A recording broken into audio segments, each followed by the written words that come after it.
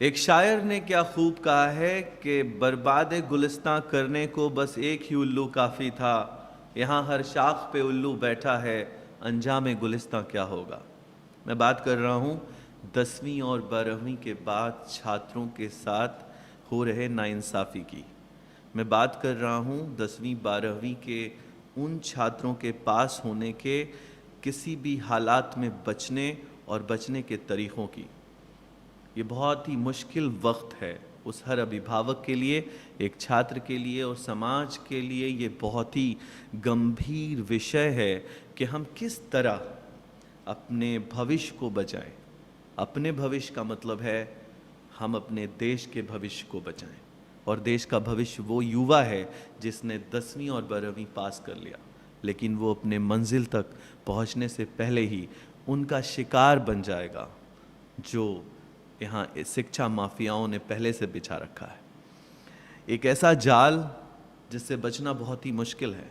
अगर हम बात करें 10वीं के बाद और 12वीं के बाद जहाँ उसने ट्यूशन पढ़ा, उन 80% और 90% ऐसे शिक्षकगण जिन्होंने पहले से ही अपने कोचिंग में, अपने जगहों में जहाँ वो ट्यूशन पढ़ा रहे थे, वहाँ उन्होंने पाया कि उनके यहाँ प्राइवेट डीम्ड यूनिवर्सिटीज़ के लोग आए और कई तरह के फॉर्म्स उनके क्लासों में प्रचारित किए गए और बेचे गए। और कहीं ना कहीं कई ऐसे लोगों ने टीचर होने के साथ साथ जब बच्चा उनके चरणों को छू करके उनको प्रणाम कर रहा था, उनको सलाम कर रहा था, उनको अपना गुरु मान रहा था, उन टीचरों ने उनके साथ इंसाफ नहीं किया, बल्कि कसाई बनकर उनको उन शिक्षाओं के साथ जोड़ने में उन शिक्षा माफियाओं का मदद कर रहे थे वो, जिन्होंने डिग्री बांटने की दुकानें चलाई हैं। ये बहुत ही मुश्किल समय है कि एक शिक्षक पे कैसे विश्वास किया जाए। उसने फिज़िक्स पढ़ाया, केमिस्ट्री पढ़ाया, मैथ पढ़ाया, साथ ही साथ वो एडमिशन की दलाली भी करता है। रात के अंधेरे में कई ऐसे लोग उससे मिलने आते हैं और कहते हैं आपके यहाँ तो 400 बच्चे हैं, आप मुझे अपना प्रेजेंटेशन देने दीजिए। कई अच्छे टीचर्स ऐसे भी हैं जो उन्हें घुसने तक नहीं देते।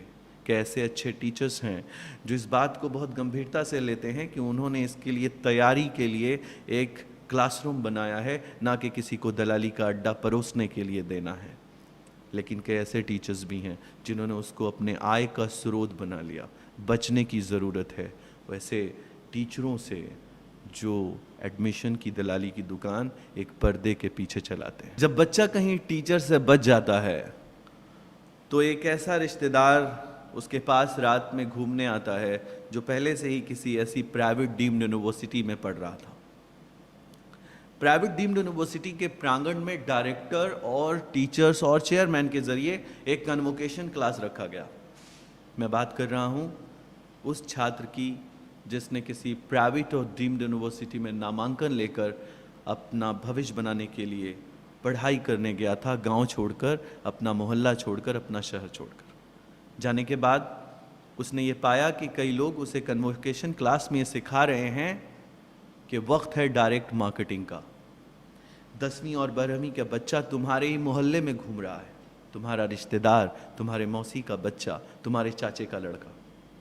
जाओ, घर जाओ, सेमेस्टर 1 हो चुका है, घर जाकर उन मोहल्लों में घूमो।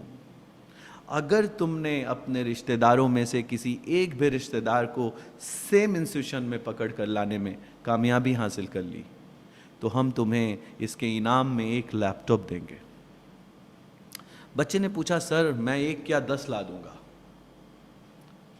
उसे कहा गया कि नहीं, अगर तुम 1 लाओगे तो 1 लैपटॉप मिलेगा, 2 लाओगे तो 2 लैपटॉप मिलेगा। बच्चे ने कहा कि क्यों सर, अगर 1 लैपटॉप मिल जाए और दूसरों पे लैपटॉप की कीमत मिल जाए तो मेरा काम चल जाएगा। बच्चे ने मोहल्ले में आकर एक फसाओ.com कंपनी खोल दी। उस छात्र ने जिसने अपना भविष्य बनाने के लिए इंजीनियरिंग और मेडिकल और पैरामेडिकल का रास्ता ढूंढा था, पढ़ने गया था, वो पढ़ते पढ़ते कब दलाल बन गया।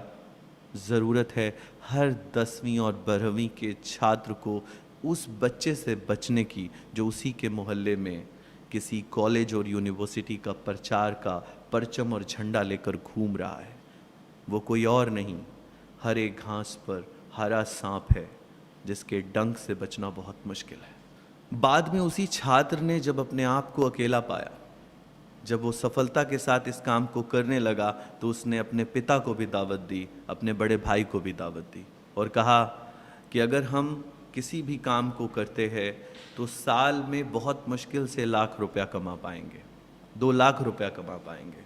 अगर हम सब परिवार ने मिलकर इस डीम्ड यूनिवर्सिटी और प्राइवेट एजुकेशन माफिया के गोद में अपने मौसे के घर से, अपने मामे के घर से, अपने मोहल्ले से बच्चा पहुंचा दिया, तो बहुत आसान रास्ता होगा कि हम पैसा भी कमा लेंगे और अपनी फ़ीस भी भर लेंगे। और इसी रास्ते से वो छात्र जो अपने सपने संजोने गया था, इंजीनियर और पैरामेडिकल करके देश को संवारने गया था, वो उस प्राइवेट यूनिवर्सिटी और डीम्ड यूनिवर्सिटी और उन इंस्टीट्यूशंस का हिस्सा बन गया जो एडमिशन्स की दुकान खोलकर कहीं गली मोहल्लों में चलाते हैं। मैं अपील करता हूँ कि एक कदम उठाने से पहले 1000 बार सोचना होगा, आपको वेरीफाई करना होगा, आपको एक एनालिसिस देखना होगा, आपको ऑब्जर्वेशन रखना होगा। कहीं ऐसा तो नहीं कि आपके बच्चे के दोस्त ने आपके बच्चे को ही बेच दिया। मैं बात कर रहा हूँ अभिभावक से और छात्र से कि कहीं ऐसा तो नहीं कि आपके टीचर और आपके दोस्त के भैया ने आपको किसी ऐसी जगह पहुँचा दिया जहाँ आपका भविष्य अंधकार में है।